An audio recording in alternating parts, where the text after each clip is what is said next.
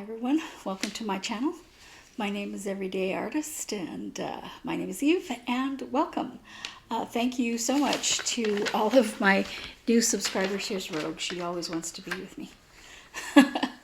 I appreciate every single one of you. We're getting close to that 100 mark, and I have some ideas for what I want to give away, but we will discuss that when I'm a little bit closer to 100. And this is my Flosstube number 73, and I talk about quilting and cross stitch. Today I probably mostly cross stitch. And I do want to say that I was working some on my son's quilt. It's in the quilting stage, and I was working some on that. Come over here. Come over here. Come here. It's in the quilting stage, and I'm doing it a quarter at a time, and on the second quarter of it I was 90% done with it. I didn't bring it to show you because it would look exactly like it looked last time, but I'm stitching, and I turned it, and I'm stitching, and I turned it again, and I'm like, what is that big long thread? Yeah, I ran out of bobbin thread, and I wish there was some little, you know, ding, ding, ding, ding on my machine that would say, hey, you're out of bobbin thread. No, you don't realize right away. I mean, the top thread, if it breaks or something or runs out, you notice. But the bobbin thread, you know, it's a little more subtle. Yeah. So I put that away. I could have just threaded, you know, another bobbin and kept going, but I have so many projects this month. For February, I was just like, yeah, I'll put that away for now. Since I had to thread a new bobbin, I thought I might as well start on a different project. And so my whip go that I've been doing, see, that finishing my son's quilt was part of my whip go in January. That was whip go number 2, and I am getting much closer. I mean, I have half a quilt of quilting and some binding left to do. But yeah, I keep getting interrupted. I interrupt myself sometimes. Yeah. And then 19 was the itty bitty kitty quilt, and it has not changed since I last showed it to you. But this month is 5 and 17, and this is my whip go number 5. I had these all at 20 days, and I'm going to change them, things like this, to 15 days. Let's just face it, when you're working on a quilt, 20 days isn't going to be that much different than 15 days. And but 20 days will make a difference in not being able to finish something else, because I was working on the itty bitty kitty quilt, so I couldn't work on the other quilt. And it's nice that this time I have a cross stitch project as the other one. But so this is Calico Cats by it's a Missouri Star pattern, and this was designed by Natalie. Now, the same week, the itty bitty kitty quilt was designed, and this house likes cats. Now, I have a dog, but my sister lives here with me, and she has 2 cats, and my son, who also lives here, has a cat. So yeah, we have cats. So as you recall, I had the background here wrong. I fixed that.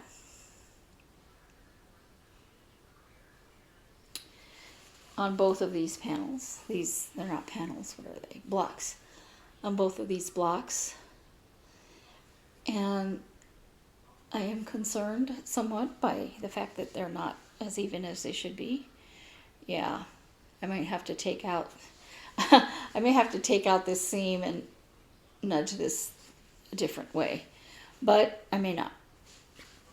So I have those 2 blocks finished, and then I also subcut the 5-inch squares into the printed squares into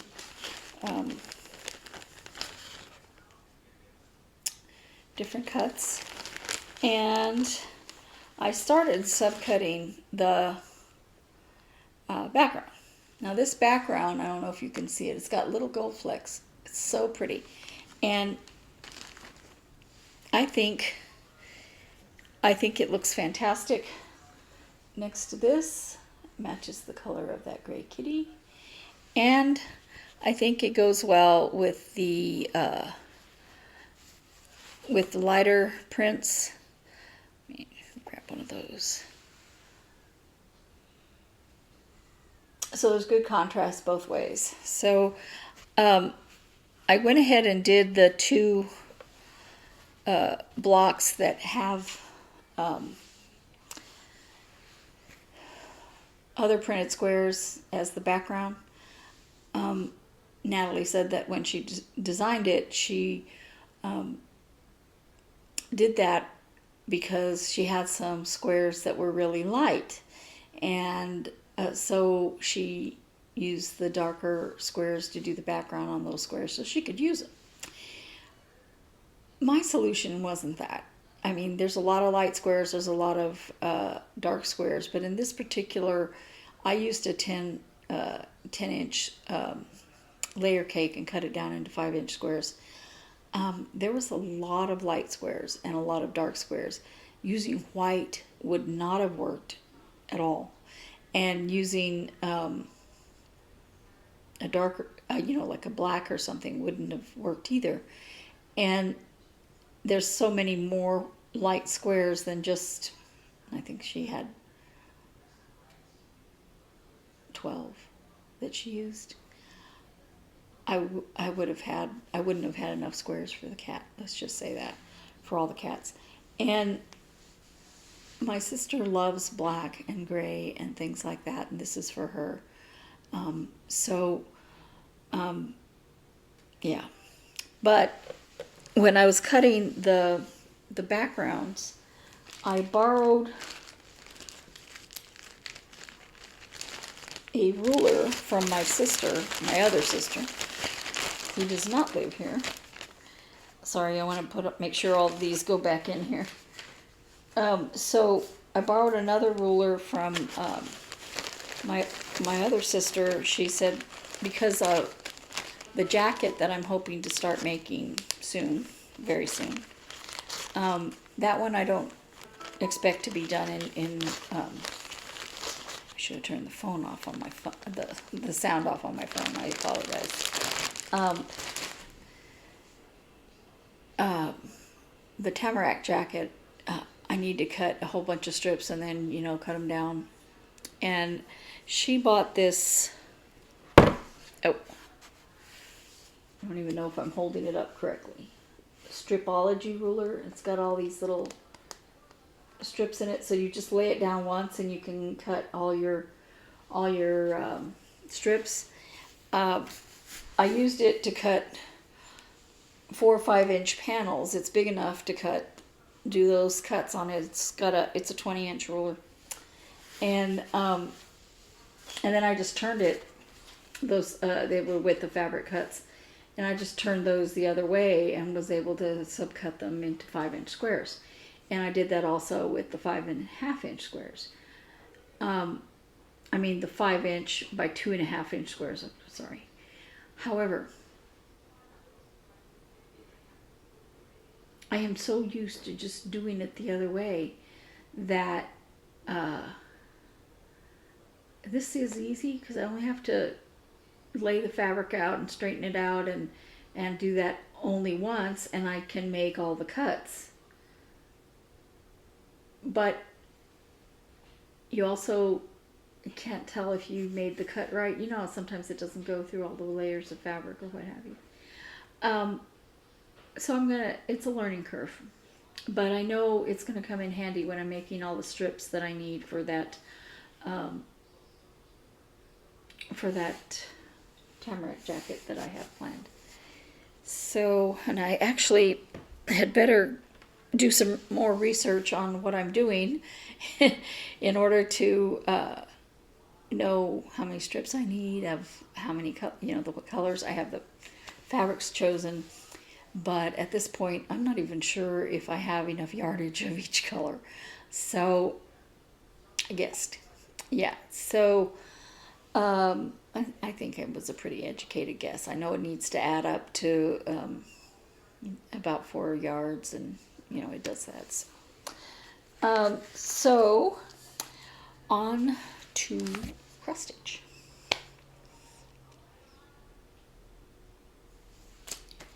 So as you know, I started,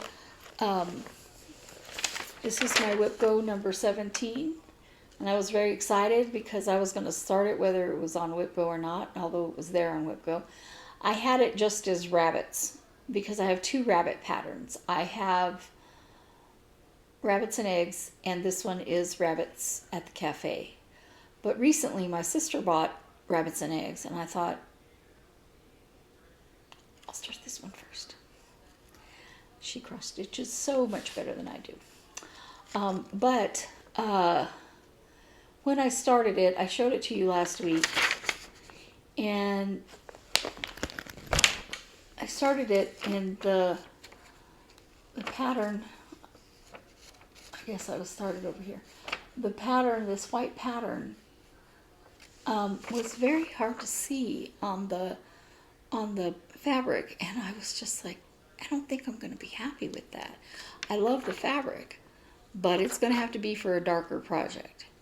So one of our viewers on Three Sisters Creative sent us a whole bunch of fabric, and I knew none of what I had in my stash already, and none of those fabrics were precisely what I was looking for this pattern. Now it's a little pattern. It's not really big, but I took those fabrics and I dyed them, and I'll show you the one that I chose to put it on here in a sec, but here's one. Can you see that? It's the light coming through it. Yeah, I'm gonna have to turn the sound off on my phone.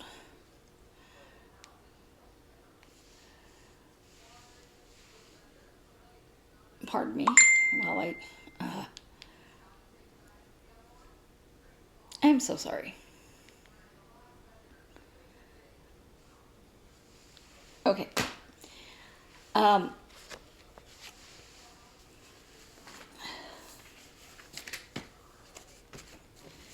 me see if this helps.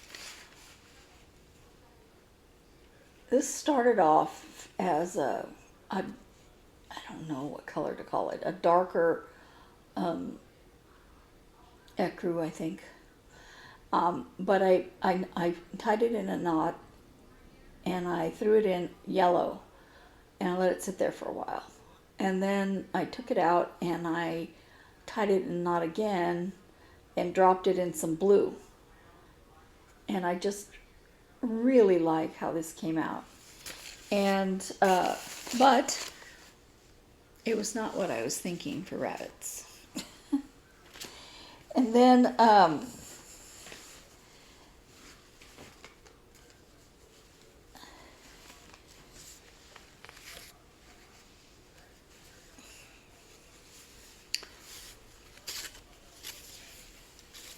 there's no way you can do this justice on the,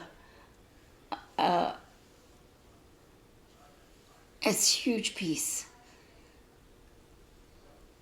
of yellow.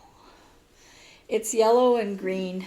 It started off as a white piece, and stop. Let's see if I can get you better. It's very yellow, but it's beautiful. I think the there it is. I think the iPad's trying to compensate, thinking that The color isn't right, but it is. So this, I just love it. And I don't have anything this big, and I don't have any idea what I might use this for. The Mandalorian in black might look good on that, but I don't think so. Anyway, yeah, here we have this. And then I dyed, this next one, I dyed green, and I wanted it green and blue, and I didn't like the colors. It came out like a army green kind of thing with a little bit of a bluish spotting here and there. It was awful. I mean, truly awful. So I tried to fix it. You know, I let it dry a while to try to get an idea of how horrible that green was, and I was like, yeah, I hate that fabric. So I blotted it with red, and it was too stark the red had not spread like I was wanting it to. The fabric was wet, but it wasn't like soaking wet. And because I had started to let it dry a little bit to see if I could see what the color change was. And so I had a basin of clear water, nothing in it. And I put it in there hoping that it would just dissipate that red a little bit.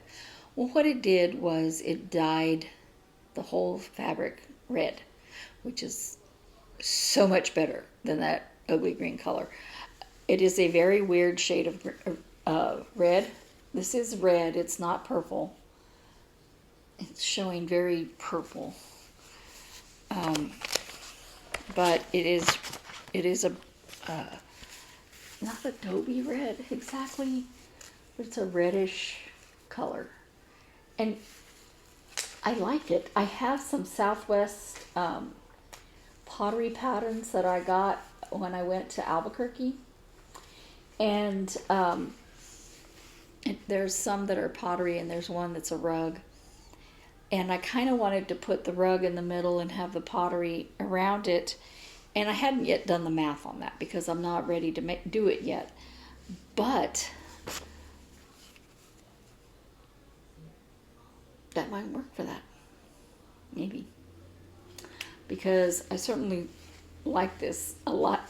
A, I like it, and B, I like it tons better than the Nasty Army Green color. Now that Nasty Army Green color might have been good for some Halloween projects or something like that, but I would never have used it. I just wouldn't have. This, I might use. I love it. You know, when I first saw the red, I was like, oh. But I actually, you know, after I let it dry and everything, I was like, that's actually a pretty color. I haven't seen any fabrics this color, but, and I wish it showed true there, because you're getting a redder look, a redder, more purple look than it actually is. But I do like it.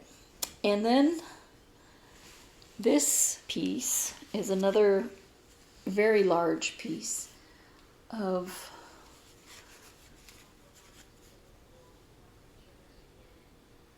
all of these are 14 count Aida. Beyond that, I don't know anything about them. So it's purple with blots of blue. And I'm really fond of this. I like the way it came out. Let's see if that shows you better. The purple is more blue than what's coming out there.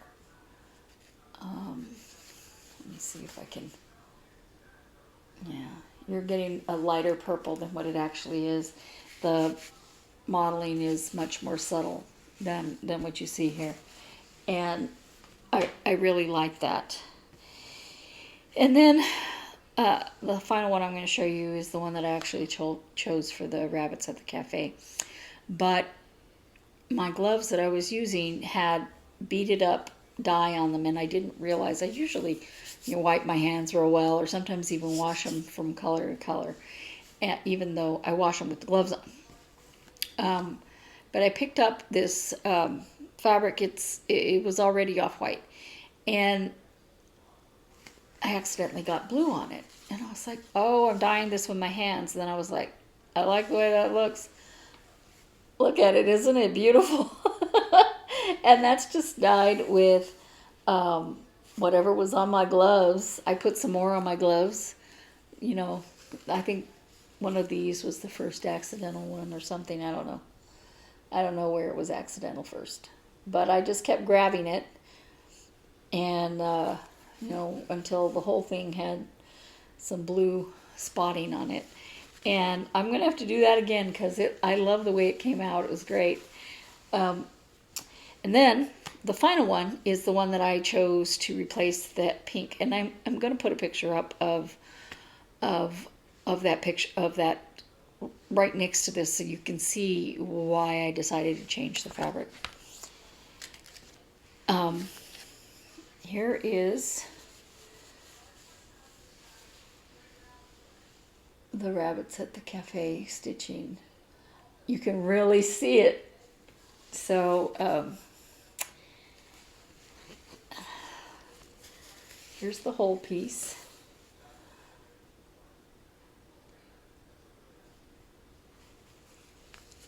And so I'm really happy with the way this looks on here. I'm glad I went ahead and dyed a new fabric for it. So it was worth the effort. And I enjoy dyeing the fabric. It's fun. But, you're not sure until you have something. This wasn't even the color I was aiming for, but I'm happy that it wasn't the color that I'm aiming for because I like this color so much more. So it goes on. There's another one, this icon here, and then it goes on just a little bit here for another rabbit right here. And there's a rabbit right here. And then it probably will go down to here. So it's a very small pattern, but it needed to be on a fabric where it showed up. Yeah. So that is Rabbits at the Cafe, my Whip Go number. Now, I would be done with this if I knew how to count. Yeah.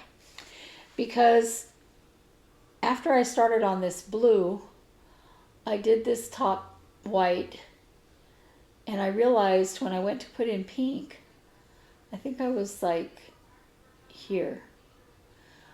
Okay, first I started it on the pink, and then I restarted it on here. And I was about to here and realized I left off these two when I went to try to put in this pink color right here. This is white, I'm sorry, but yeah. So I'd take it out, do it again, and of course I had a new thread, so it went further. And put the pink in, and I'm gonna maybe put in more pink so that I can make sure I'm counting right. What happened the next time?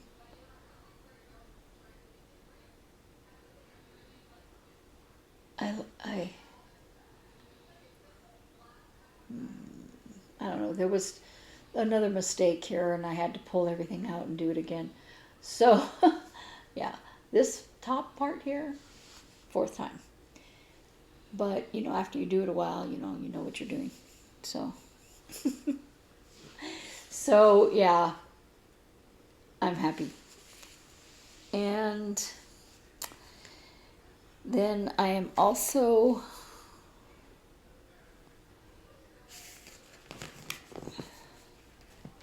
sorry, I thought I was more organized than this. Working for WinterCrossStitchCamp, and I am doing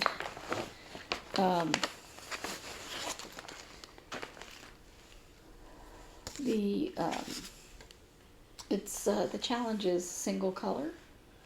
So I'm doing Erica Michaels' Spring is Sprung, this berry. And I'm also using this right now, this and the other one, for the embroidery.com's I Love to Stitch challenge, to stitch 30 minutes or more a day throughout February. You can have a few missed days, and so I'm using that for both of those. And then there's so I'm also using this for the Berry Sal that is going on with Helen D. And apparently Erica Michaels is also following this, so she wants to see everybody's progress on their berries. And Cobweb Corner is having a sale just on the berry patterns, the seasonal berry patterns. I bought mine at the attic because Cobweb Corner was out. And since I wanted to start on February 1st for the Winter Cross Stitch Challenge, I went ahead and got it at the attic. And, you know, so I paid full price, so what? So I'm hitting 3 in 1 with this. And this is my progress so far. This is on ice, Murano Correa from Hobby Lobby. And the other times I've seen it, it was more blue. This time it's very gray. The color is pretty spot on to... it's a bluish gray, but it's not as blue as... My sister bought some of this earlier and it was more blue. But I'm happy with the color because it looks very much like the color here. The called for in here was linen, French lace linen from Witchlet. And I looked when I was at Hobby Lobby buying the pattern. I looked for the called for, even though I don't really want to stitch on linen. I looked for it and they didn't have it. And to be fair, I didn't ask about it, but they didn't have any right then, and I thought, you know, I don't really want to work on linen because I didn't want to work with anything I had never done before to try to hit all 3 of these challenges. So, yeah. Now the called for green is Scupper something, Scupper Mog. Scuppernog. I can never say that. But I have that color. But I wanted a different green. The color's fine, but I just wanted something a little bit more difference in color from the berry. And so I'm using Frog's Legs, which you'd think I could find in here. It's not that big a bag. Classic Colorworks, Frog's Legs. And so that is the berries, with the exception of, I did order from Ruby Mountain Dye Works. They're doing packs just for the Berry Sal for Helen D. I just picked this up out of the post office. I ordered it, and like the next day it was on its way. And this is the berry pack. It has a whole bunch of different colors that will work with the spring berries to do the tops of the berries the way they're done on the pattern. And I thought about not getting it. It wasn't that much money. You know, it wasn't that. It was just like, do I really want to buy buy this or go find it locally. I mean, Phoenix has a lot that you can just find locally. But I went ahead and did it because I wouldn't have to try to figure out if all the colors would go with, you know, the spring berries and stuff. They're all right here.